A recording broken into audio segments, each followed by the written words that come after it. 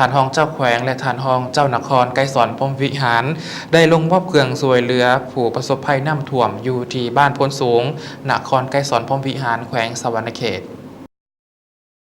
ในวันที่29กรกฎาคม2018ท่านทอนแก้วพุทธกัญญาราชห้องเจ้าแขวงสะหวรรณเขตพร้อมด้วยคณะมีฐานหงคำอินทรีย์เสียงใหม่ห้องเจ้านครไกรสอนพรหมวิหารพร้อมด้วยภาคส่วนที่เกี่ยวข้องได้ลงมอบเครื่องช่วยเหลือภัยน้ำท่วมอยู่ที่บ้านโพนสูงนครไกรสอนพรหมวิหารแขวงสะหวรรณเขตเครื่องที่นำมามอบในครั้งนี้มีน้ำดื่มตุกขนาดน้อยจำนวน65แฟกจากการนำของแขวงนำดื่มตุกใหญ่ปาโลมาคำจำนวน147ตุกจากการนำนครและบริษัท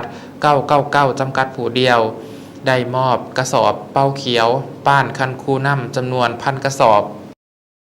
ท่านดาวอนไซสนะเลขาภาคบ้านนายบ้านโพนสูงได้ให้ฮู้ว่านับแต่วันที่20กรกฎาคม2018เป็นต้นมาได้มีฝนตกหนักและที่ต่อกันหลายวันเฮ็ดให้ระดับน้ำสายห้วยต่างๆเพิ่มขึ้นอย่างไม่ว่าไหลล้นฝั่งเข้าท่วมเนื้อที่นาและเฮือนของพ่อแม่ประชาชนซึ่งบ้านโพนสูงประกอบมี147หลังคาเฮือนมีเนื้อที่นา238เฮกตาร์แม้นได้ถูกน้ำท่วมในนั้นครอบครัวที่ถูกน้ำท่วมมีจำนวน30ครอบครัวปัจจุบันเห็นว่าระดับน้ำยังคงเพิ่มขึ้นเรื่อยๆถ้าหากปริมาณน้ำฝนยังคงสืบต่อตกลงมาอีก 2-3 วันก็จะส่งผลกระทบต่อเนื้อที่นาและอาจจะไหลเข้าท่วมเฮือนซานบ้าน2ของพ่อแม่ประชาชน